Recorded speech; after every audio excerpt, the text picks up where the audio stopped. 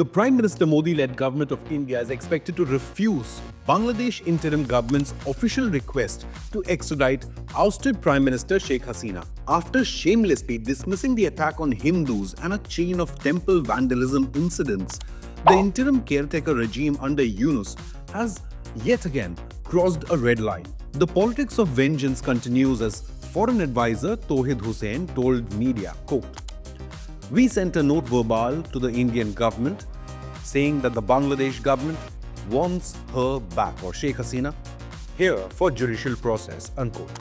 While the Indian Ministry of External Affairs confirmed receiving a verbal note on the same, however, it refused to comment any further.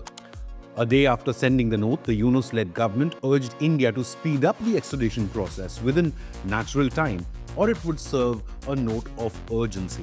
Remember, the Yunus-led government plans to bring Hasina back to Bangladesh to try her on accusations like mass killings during the student-led protests in July and August.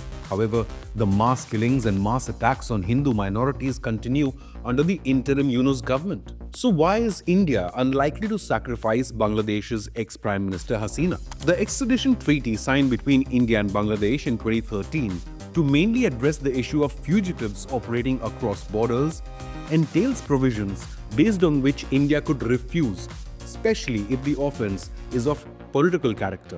Article 8 of the treaty has listed grounds for refusing extradition, stating that a person may not be extradited by India if the accusations against him or her are not made in good faith in the interest of justice, unquote. Furthermore, sources revealed to the Economic Times that the Yunus regime is plotting and using pressure tactics to get Hasina extradited, which, if successful, would serve as a wrong signal to other neighboring nations.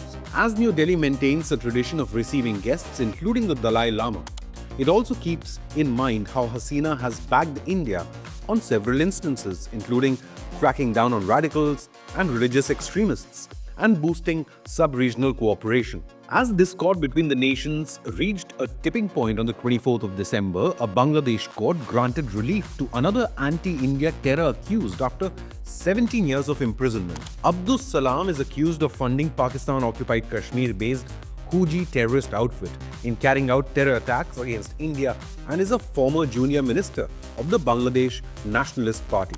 Abdus Salam was involved in aiding the procurement of weapons like firearms and explosives, recruitment and training programs in camps of HUJI, which is backed by Pakistan's intelligence agency, the ISI. Along with Salam, another former BNP minister, Lutfuzzaman Babar, who was acquitted last week, was responsible in a botched attempt to kill Sheikh Hasina in 2004.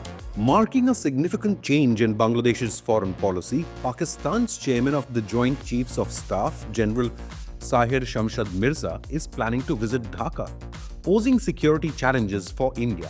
Bolstering defense ties with Pakistan, Bangladesh is set to join the multinational naval exercise Aman 2025 in Karachi from February 7 to February 11.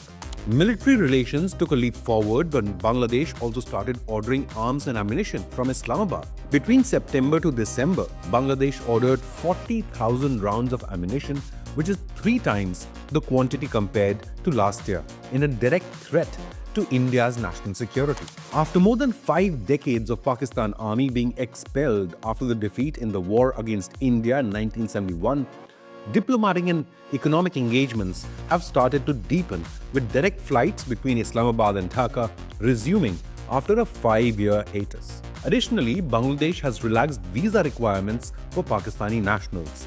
However, after Hasina's ouster, the Bangladeshi economy is tanking, while radical elements are gaining increasing influence in the country. Amid growing anti-India activities, including atrocities against Hindu community in Bangladesh, it has been revealed how Dhaka owes India 135 crore rupees worth in dues for electricity sourced from Tripura. Tripura's Power Minister Ratan Lal Nath had revealed earlier, quote, "Though 135 crore rupees is outstanding, Bangladesh has been making the payments regularly. For each unit of power, we are charging 6.65 rupees, which is a decent rate compared to the one we get from domestic connections," unquote. While Bangladesh is free to reset its ties with Pakistan, India continues to showcase its gesture of goodwill to its neighbor. nor has Bangladesh's electricity supply been stopped, while food shipments to Bangladesh have also started. New Delhi sent a consignment of rice on the 26th of December for the first time since the formation of the new interim government under Yunus. The big question remains whether India-Bangladesh relations will stand the test of time, or will Dhaka succumb to extremist elements in the name of religion. Leave a comment with your opinion, hit the like button and subscribe to Inconnect News.